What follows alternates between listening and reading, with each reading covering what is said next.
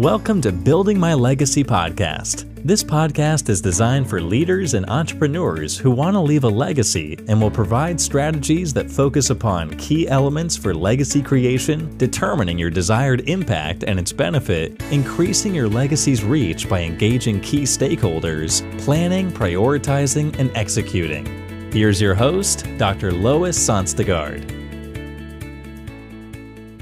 Okay. Welcome back, everybody, to Building My Legacy. It's so good to have you back with us. And Kate, it is so good to have you back with us again today.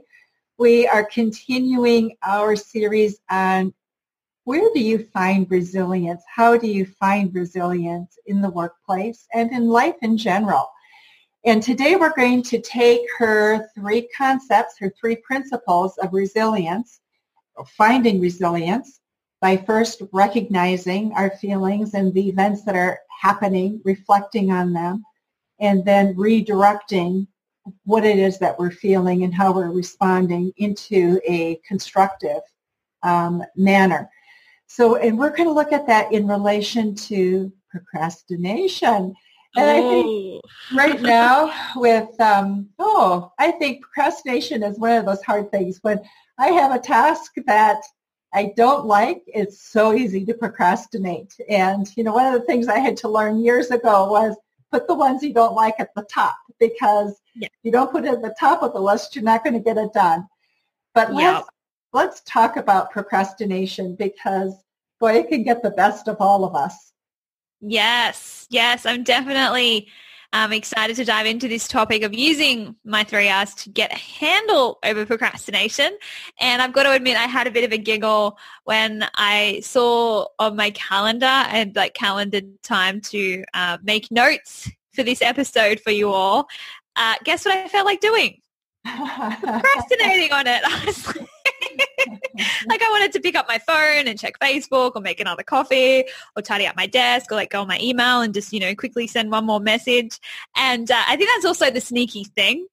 Sometimes we'll go and take action or do something else that kind of somewhat feels productive or useful. But I tidied up my desk or I sent out more emails, and we try to convince ourselves that we're not really procrastinating. But if you're not following through on the task that you said you were going to do, you had scheduled to do, you had calendared to do, that needs to get done by a particular time, then you are procrastinating, period. If I was meant to be making notes and I was on my email instead, I was procrastinating. And I really don't think, Lois, that there's a human on this earth who doesn't struggle with procrastination sometimes and, spiraling into that overwhelm of feeling like, I have so much to do and I really need to get this done, but you just can't seem to find the motivation to do it. And in fact, I actually know that there really isn't a human who hasn't been here before. I know it's a struggle everyone can relate to, because I just want to let you all know and just remind you something about your brain, because you know that I always love giving a little fact and understanding about how our brain functions. And the first one is just to know at the most basic level, our brain is always functioning off what's called the motivational triad. So the motivational triad is basically our brain's unconscious instincts that it's really working off to help keep us alive. And that drives us automatically to want to do 3 things: to seek pleasure, avoid pain, and exert as little energy as possible. So this means that, of course, our brain would rather go and chat with our colleagues in the lunchroom or check our phones or scroll Facebook or clear out our inbox or go get something to eat or clean our desk, do anything which uses less brain power than the task we might have to complete instead, like finishing the big sales report or putting together that big proposal for a client. So your brain naturally is always going to be tempted to do something that is simple and easy over something that makes you sit down and use brain power and focus and a lot of conscious thought into completing that task you got to get done. So I just want us to say that so you're not judging yourself for constantly choosing Facebook over facing your client's report. Not a sign of anything being wrong with your brain. In fact, a sign of a healthy human brain.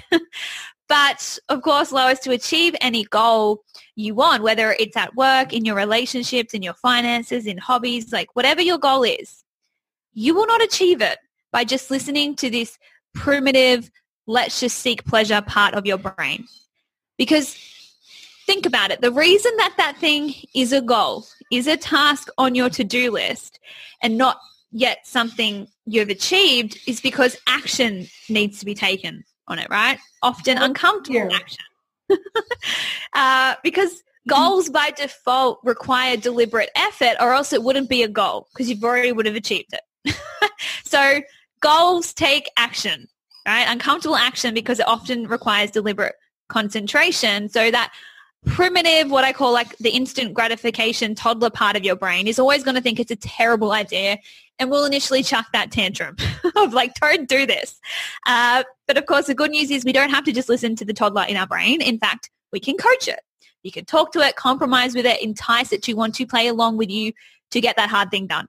So of course, I'm going to show you how to do this using my 3R strategy, which we've previously explored in all these episodes, and Lois is now an expert at. I'm very, very proud of her. But I want to show you how you can use these to help end your anxious cycle of procrastination once and for all by finally getting to the root cause of it and changing it for the better.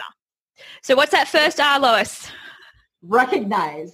That is it. So we want to really recognize our own thoughts, what we're thinking in that moment when we feel that temptation to procrastinate in that moment, and how they really are the cause of the anxiety and the overwhelm or the frustration that is leading you to procrastinate, right? Because they're the top three kind of emotions, or sometimes unmotivation, but you know that we will feel some sort of anxiety, overwhelm, frustration. Something is going to cause that feeling to then want to make us distract ourselves away.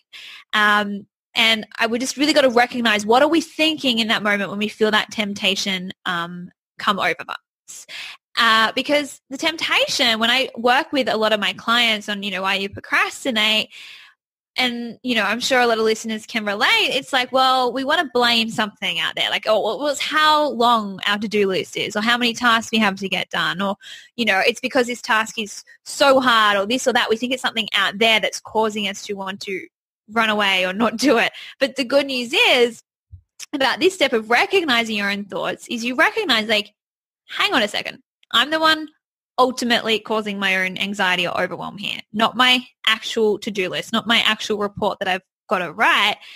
And that, of course, is when we get our power back to change this. So as I've always explained, recognizing is literally separating out the pure facts of your situation to recognize your thoughts about it. So for example, you might think you're feeling anxious and hence procrastinating because you have so much to do and not enough time. But if we just take a moment to do a pure fact check and get you to write out just your situation factually, like actually get a piece of paper and write down exactly what you need to get done during your, 8 hours at work today, you will see that those facts themselves, whatever it is, like send out that email campaign, finish that client proposal, design the presentation slides, those items themselves can't jump off the page and implant a feeling of anxiety or overwhelm in you. They just sit there on paper.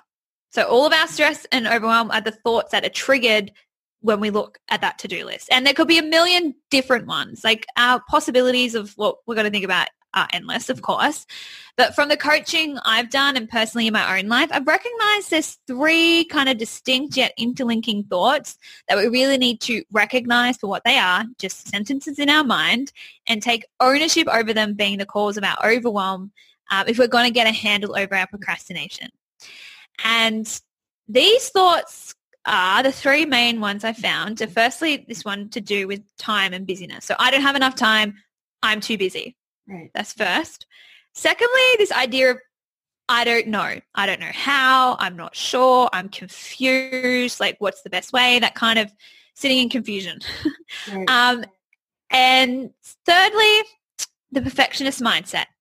It's not going to be good enough. I don't have what it takes. It's too hard. I can't do it. Like that fear of not being good enough is another huge cause of overwhelm or anxiety and leading us to procrastinate. So can you relate to that, Lois? Oh, I sure can. And I can relate especially to the last one the most, because I think that's where my head always goes to first is enough. Do I have enough of what's it needs to make this really work? Do I have enough of the right message for it to be understood? And the list goes on, doesn't it? Mm-hmm. And I can totally relate to, it's really kind of a perfectionist mindset a lot of people wear as like a badge. Like, this is a good thing. If I'm going to do it, I'm going to do it right.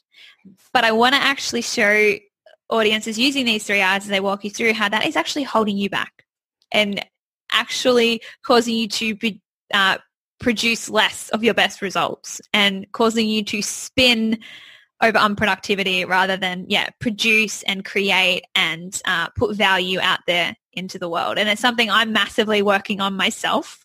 But I'll show you what other options you have to think about and what you might want to focus on instead, which is going to drive way more productivity for you.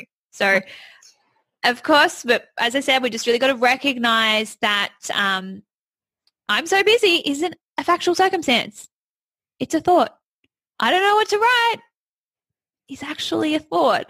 And I know you might want to argue with me on this. Like, no, Kate, you don't understand. I really have so much to do. I am too busy. I have to finish this report, this proposal, this presentation by next Friday. I have to take my kids to dance classes, into footy training. I have a friend's birthday party on. My mum's coming over to visit. Like, I really don't have enough time to get it all done. Or maybe you're like, no, seriously, Kate, it is a fact. I literally have no clue what to write. Like, zero. I'm so confused. That is not just me thinking it. I really am confused. And I get it. I totally get it. It really does seem that way. And that is why I have the second R. And that is to reflect upon how these thoughts, if we keep thinking them, we're going to keep feeling and acting in ways that actually creates that reality for us and why it feels more and more true. And if these are thoughts we've thought over and over, you can look back in your life and see how often you've actually created more of that. And that is really, again, reflection is just about asking, how do I act and show up in this situation when I'm thinking and feeling this way? What do I do, or in this case, when it comes to procrastination, not do when I am feeling overwhelmed because I'm thinking I don't have enough time and there's too much to do, right? So, or maybe it's that stressful thought, of course, of it's not going to be good enough, or I don't know what to write or say. Like, we can pick any one of these thoughts because they're all going to cause the same feeling of overwhelm or anxiety or stress, right?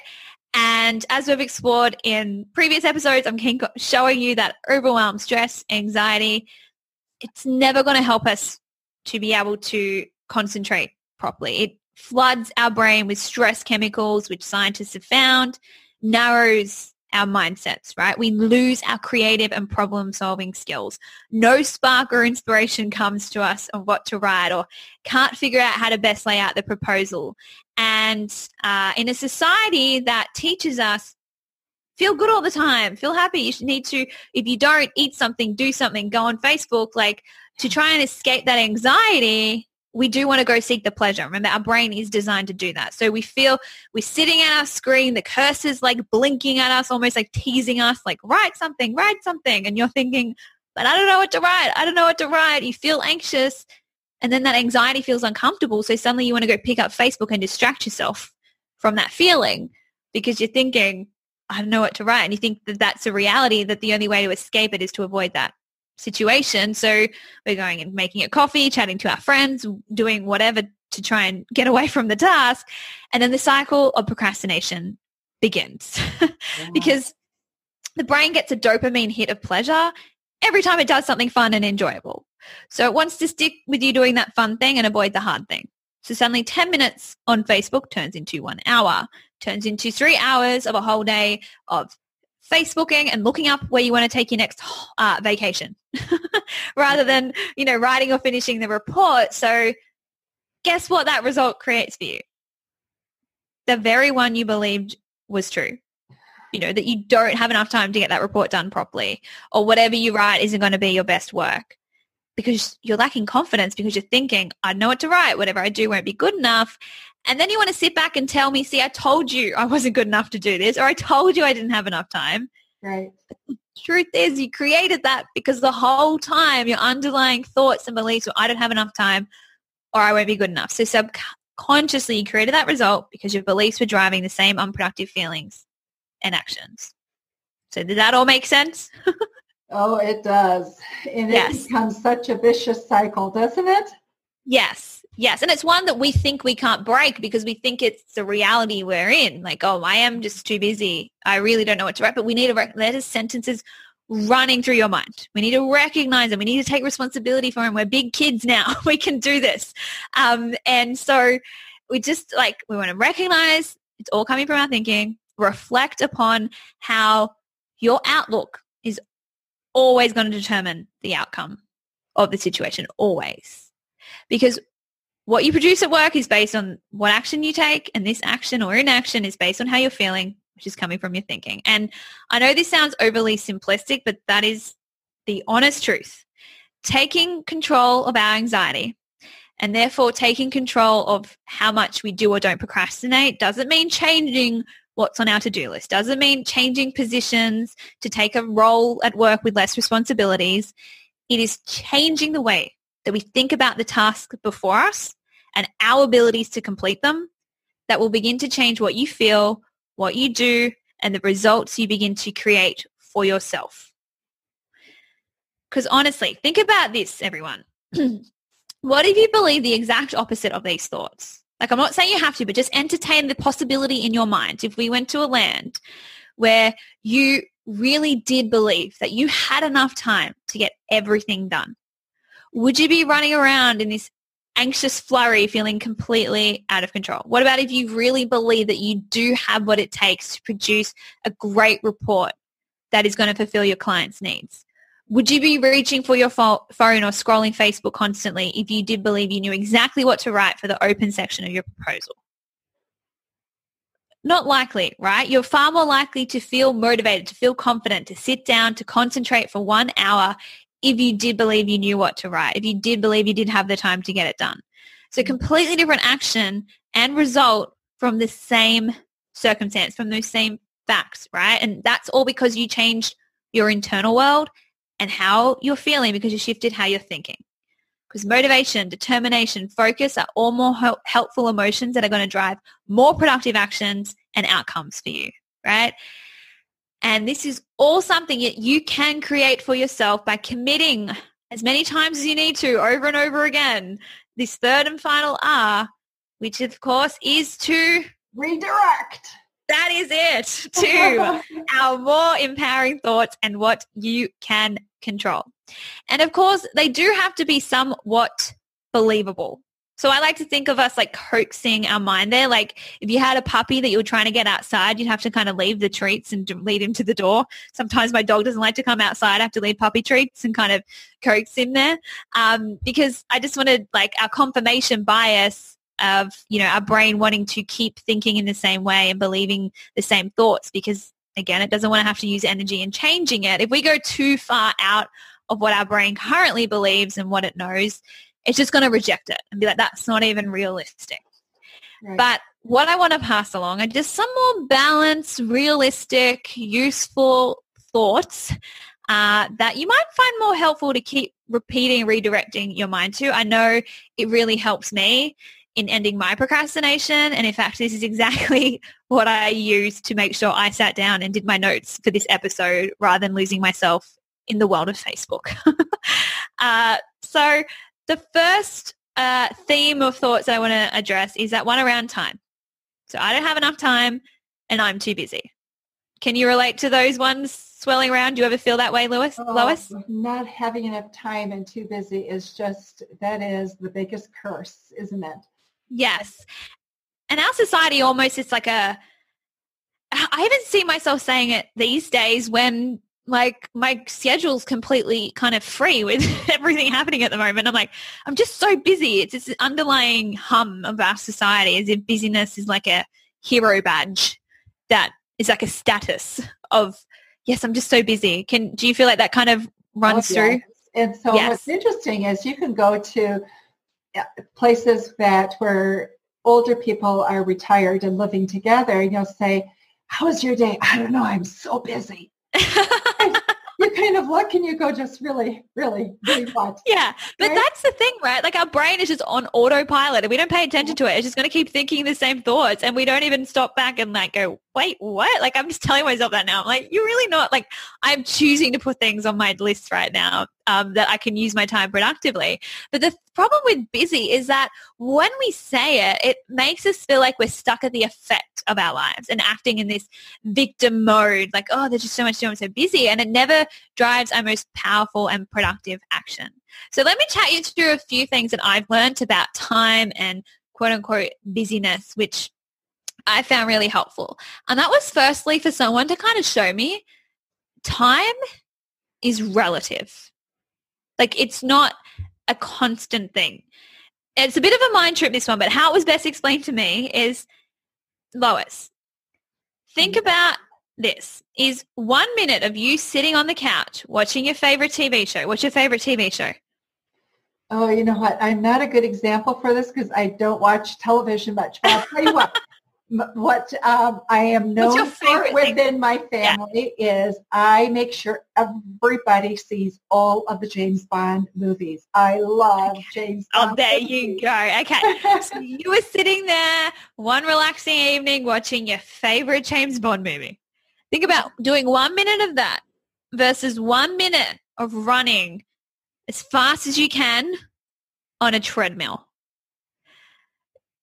Do you experience that minute? Does it feel exactly the same amount of time to you? Oh, no. Not really. No, not at all, right? Like, think about how long 1 minute feels on the treadmill versus, 1 minute on the couch. They're very different, right. Okay? And I realized, like, when someone explained it, it's because when we're on the treadmill, we are watching the time, we're stressed, we're thinking, I want this over, hurry up, just be done. But when we're on the couch, we're not even focused on the time, we're relaxed, we're having different thoughts in that moment, which causes us to kind of experience it differently. And that's when I really realized that time is in our minds, and busyness isn't a reality, a circumstance out of us. It's a mindset that we have. So taking charge of our time is really about taking charge of our mind and redirecting and focusing, focus our brain on believing these thoughts instead. Because remember, at the end of the day, we all get the same 24 hours in a day. So these are some of my thoughts I like to redirect to. And firstly, it's just acknowledging there's no such thing as not enough time. Like, there really isn't. Because when we think that, we feel anxious, and then suddenly, have you ever found like 20 minutes kind of show up in your calendar because someone's canceled something, but rather than making the most of it, suddenly we haven't really planned properly, blah, blah, blah, and then we're kind of wasting that time. And then we're going to look back and be like, see, I didn't have enough time to get everything done. But because you weren't focused on solving for this question, which is, how can I make enough time to do what matters? Like, that, for me, is what I want to focus my brain on instead. Right. Making enough time, finding time, creating time to do what matters. That's what I want to get my brain focused on. So suddenly when that 20 minutes does come up, my to-do list is there, I'm like, bang, this is how I can make the most of that time, right? So that's something I'm always like, I have enough time to do what matters. Now, you might be able to try and prove to me all day long, but it's just not helpful to show me how big that to-do list is. If you believe that you have enough time to get it done, you feel determined to sit down and prove that true. So that's one of my redirects. Also, just kind of telling myself, like, I can handle what's in front of me one task at a time. I can handle this. That, for me, feels a whole lot better in my body than repeating, I don't have enough time, I'm too busy. Mm-hmm. And the other thing a lot of people say is, I'm just really bad at time management. I'm just such a time waster and procrastinator. Procrastination, it's not like in your DNA. It's not like some people are procrastinators or not. It's just a mismanaged mind. That's all we need to know. And so I always want also people to shift their thinking from I can't, I'm not, I don't know how, like that kind of identity of I'm not good with time, to I'm learning how to manage my time better.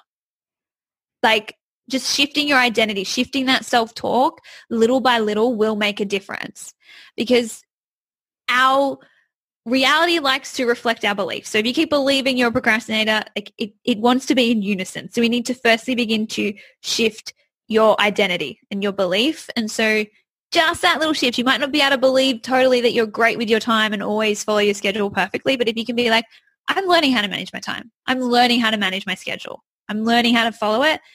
that at least opens your brain back up to the possibility that you can get better at this. So that is my third tip for that time one. Does that all make sense? It makes a lot of sense. Okay, cool. Yes. Now, yes? Go ahead. Okay. Well, I was just going to dive into the I don't know kind of confusion, the cloud of I don't know, the fog, the brain fog, I call it. Like when you're just like, I don't know, like, how am I meant to do this? What am I meant to write? What am I meant to say? I'm confused. And I get it. Again, another one of my favorite sneaky little thoughts that my brain likes to indulge in. But rather than sitting in that, again, that kind of victim place, because if we don't know what to do, guess what? It means you don't have to take any action, right? It's kind of a sneaky little way of like not having to do anything. So my favorite three things when my brain wants to indulge in I don't know is I kind of like to trick it and say back to it, yeah, but if you did know, what would it be? So it kind of is like tricks it, right? It's kind of like, but if you did, hypothetically, what would you, and the other one I love is take a guess. So a guess by definition means there's no right or wrong answer, because so often we say, I don't know, out of fear of being wrong. Right. Yeah, because school trains us to get the right answer, to always, we're kind of praised when we get something right that we're so fearful of getting something wrong. So it's easier to say I'm confused than I'm afraid. Right. So we often say I'm confused when we're just scared of getting it wrong, but there's no risk of being wrong. Suddenly your brain opens back up. It's able to, that's why brainstorm. When you say to your team, like just brainstorm ideas, people kind of know with a brainstorm, you don't have to get it right. It's not like saying you 100% will follow this idea or anything. You just let it all out on paper and do that. And so that's why the idea of take a guess. If you're brainstorming, what would you put down? Like just letting your brain be creative and in that playful space rather than this whole critical, you must get it right space. So I find that helps a lot with me, which again is basically what I did for this episode. It's like, just take a guess. If you were brainstorming, what would you tell people? And suddenly you will find you actually do know the answer. It was just hiding in that fear of needing to be right. Like I believe we have so much more wisdom and creativity and problem solving abilities than we give ourselves credit for. If we just let go of it needing to be right and just getting it out on paper, suddenly you'll read something back and be like, oh, I am quite smart. So that helps me. And then, of course, just a powerful question.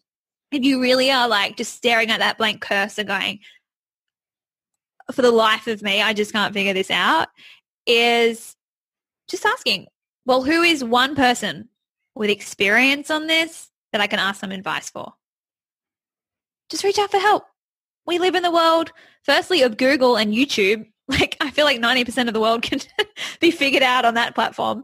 But also remember, you're in a team, guys. It's never those who learn the most or those who ask the most questions and all of that. And that's what I want to dive into with this third and final redirect. But I think it's rather than I don't know what to write, it's who's someone who might be able to help me figure it out. Just getting your brain solving for a powerful question is always better than dwelling on what you can't do. It's like, well, there is someone out there who can help me. Who's that one person? And don't let your brain say, I don't know. Then say, take a guess. If there was a person, who would that be? Yeah. Exactly. Yes. You've already got the hang of it, Lois. So I think that is going to help you become way more productive. And suddenly what you could have spun all over, I don't know. Suddenly by the end of the day, you're going to have an outline, a draft, some idea, some brainstorm, something to give to your boss and say, this is my best guess from the information and my own awareness and my own abilities and my own understanding. This is what I've got. And I'm willing for it to be wrong, which is what we're going to dive into with that third redirect, which of course is all around that perfectionist mindset of I need to do this right or I'm not going to do it at all. And then that fear of what if it isn't good enough? Like it's what if I don't get, a big applause from my boss at the end of this, which I think for the high achievers out there, we can all relate to.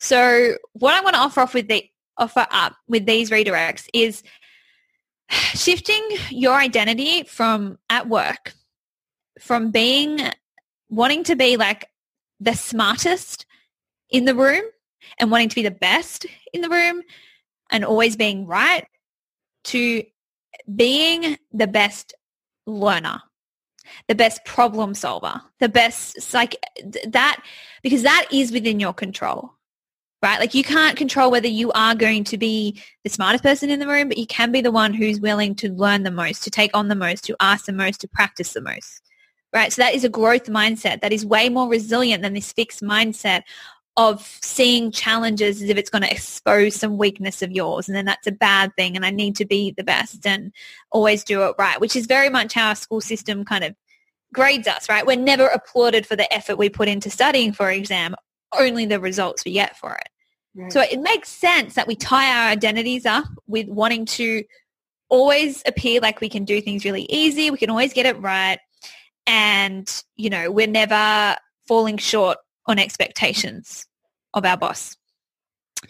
But the problem is when we want something to be perfect and you're sitting down and you're staring at this blank piece of paper, you're like, okay, this needs to be perfect. I need to totally impress everyone with every little thing that I write and get that A+ from everyone. Does that really feel motivating, or do you feel a little bit anxious when you think that, Lois? Anxious, really, because for those of us who are perfectionists, it's never perfect enough. Well, that's what I was about to ask you. Like, how do we know when something's perfect? You don't. Because perfection, again, isn't a circumstance out there in the world. It's someone's thoughts about it. Yeah. So one boss, and that's why you can go to one boss or one team member and like, oh my gosh, it's great, I love it. And then you go to another and they're like, nah, I'd change this whole section and edit that out. And you're like, so then you got to go back and change it, but then someone else will be unhappy. And then someone, like, you know, it's subjective again. So you kind of spin, you're trying to chase an ever-moving goal.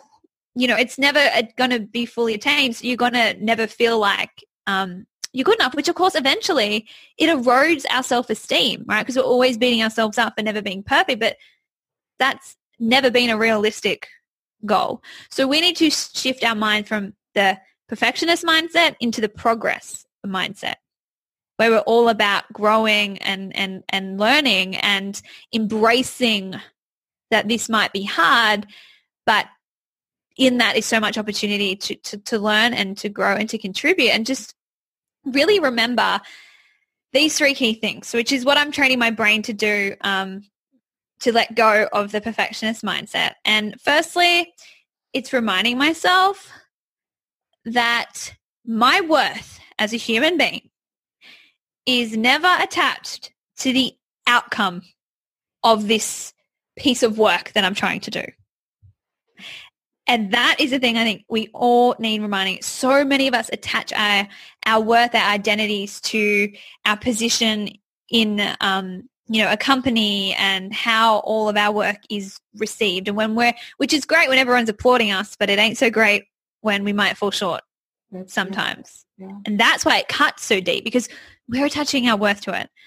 But I'm always reminding myself that, you know, my worth just is. Feedback is not about me personally as a person. It's about something I produce out there in the world. It's just information about that.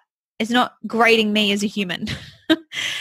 And we need to consciously remind our brain of that, because since a young age, thanks to school and, you know, kind of getting attached to approval and validation on what we achieve, it's easy to get caught up in that mindset and attaching our worth to our work. But our worth just is what I'm always reminding myself. Brene Brown has an amazing quote of whatever does or didn't get done today, you know, did or didn't get done, you are valuable as a human being.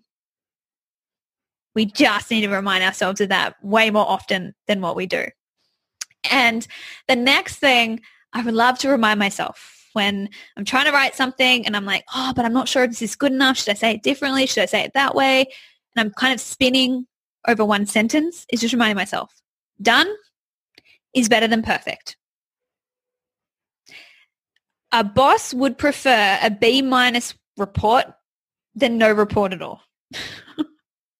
Like, something is better than nothing, right? So many people go, I don't want to aim for B minus. I'm an high achiever. I'm an A plus.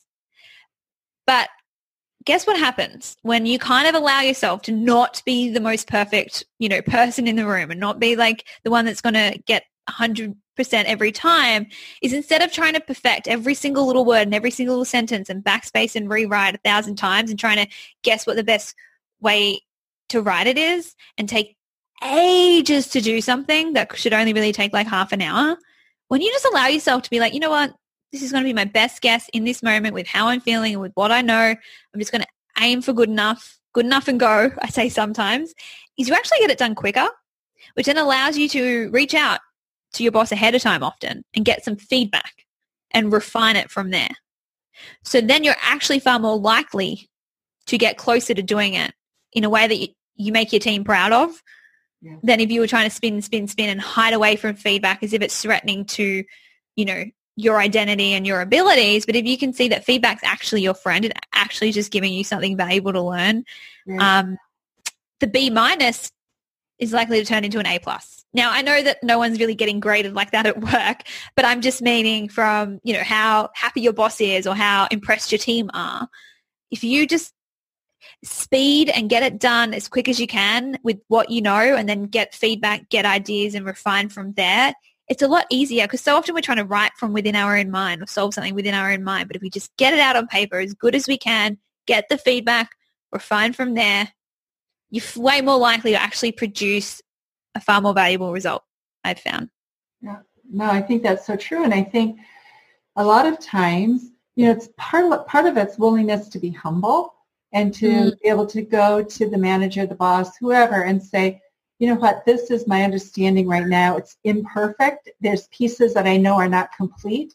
I need your input so I now know how to complete it. And people I have found love to give that input. But I have to be humble enough to say I didn't know how to do it all by myself perfectly the first time. Yeah. And, but think about it on the flip side, like, what do you think in the big picture your boss, like, if he comes to, have you got that report done yet? No, boss, I'm working on it. Like, I'm just give me some more time. 2 days later, I'm still waiting for it to be finished because you're too scared to ask him rather than just going like, hey, I'm kind of stuck on this. Can you give me, you just need to do that.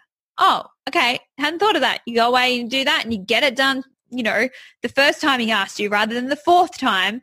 What do you think your boss is going to be more impressed with? Someone who's willing to put their hand up when they don't understand something, or someone who's going to hand in a report 5 days late? Like, yeah, he might think, they probably should have known that by now, but okay, I'm glad they asked. Like, rather than they keep handing their reports in late, right? What do you think is going to, frustrate your boss a little more or make them, not, give you that bonus at the end of the year? I think it's always got to be, because you can't control what light your boss sees you through. But I think if he can see, I think what's frustrating is if he tells you some advice and then you don't take it on and then you ask questions and you're not taking it on. But if he can see, yeah, she is someone that asks a lot of questions, but then I see she takes that away and she applies it and she improves her work and her productivity and all of that and her sales, she can ask me questions all day long. You know what I mean? Because she's improving, she's applying. So it's then up to us when we ask the question to take it on board. And I think that's the value of, you're like, no, I value myself. My self-esteem comes on me being the best learner rather than always being right. Because if we're always got to be right, then we shy away from asking questions. But you shy away from asking questions, you don't learn anything new, then you're actually less likely to be right a lot of the time. But if you're willing to learn, take it on board, that knowledge, and realize that, you just got to have that growth mindset, that a challenge is an opportunity to learn and improve. And it's not a choice that I can make for people. But if you step back and realize that, there is a lot of value that can come, and I actually become more valuable as an employee to this company if I am willing to ask questions, even if they seem quote unquote stupid. Right. You're going to let your team down more if you're not willing to feel some uncomfortable emotion just to ask a question that can bring a lot of value. That is so true. That is so true. Yeah. So I think that just one last thing that I want to find that makes us way more resilient, productive workers to avoid procrastinating so often that I found really helps me is it kind of links back to what I mentioned at first, is remembering that our worth as a human being isn't attached to our results, is just get curious about how do you define being successful in the workplace? Because I found where you'll find a lot more motivation and resilience and tenacity you need to get your work done and to follow through on things is to define success on things within your control and value your input more than just the outcome of a project, right? So we are not ultimately in control of how a client is going to receive something that we give them, right? So it can be a really kind of topsy-turvy, like all over the place if we're always like just only making something successful if they kind of accept it. But if you kind of wrap your identity again more around success is being a hard worker, being a learner, not putting unrealistic expectations on myself and valuing myself for more than just a number, but being someone who collaborated and asked hard questions and put in the extra hours, then if that client still says no at the end of it, you won't deem yourself a failure because you've been successful as who you want to be in that workplace and as an employee and as a teammate for everyone that you're working with. So when I kind of assess something in my work, whether it was a failure or a success, beyond just the outcome and how it was received, especially as a speaker, trust me, I'm always in front of audiences where, I face this a lot. I want to hide away and think like, because I can't control what the audience is exactly going to think of me. But some way more useful questions to kind of assess whether something was a success or not, I've found is things like, did I ask for help from someone more experienced when I needed it? Was I open to feedback and ideas? Did I write what I believed in and give that project, the best of my ability that I had at that time? And most especially, did I forgive myself when I noticed that I was procrastinating a little and then chose to use these 3 R's to get myself focused again? Like it's all about not just the outcome, but I think who you're being and the effort factor you're putting into any project that I feel like is way more valuable. And they've found that intrinsic motivation is far more powerful than just the extrinsic, I think that's a word, out there, outside reward. Just internally, that dopamine hit that you get when you're like, yeah, but I worked hard at that and I'm going to have my back regardless of just the outcome. Again, that identity shift is going to motivate you to want to sit down and get your work done. Wow. So you know what? I'm going to take a look at my list and see where I've been procrastinating and put these and get principles. Yeah. Done. Thank you. Yeah. Yes. No, thank you so much. I really hope it helps people. Just those little mind shifts. We underestimate the power of our mindset, but little shifts add up to big changes when practiced day in, day out. So thank you again for the opportunity to share this, Lois. I appreciate it. It is amazing. Thank you so much, Kate. And we will be back with some more very shortly. Thanks very much, everybody. Thanks for listening. You've been listening to Building My Legacy podcast with Dr. Lois Sonstagard. To book your appointment with Dr. Sonstagard, visit www.buildtomorrow.com.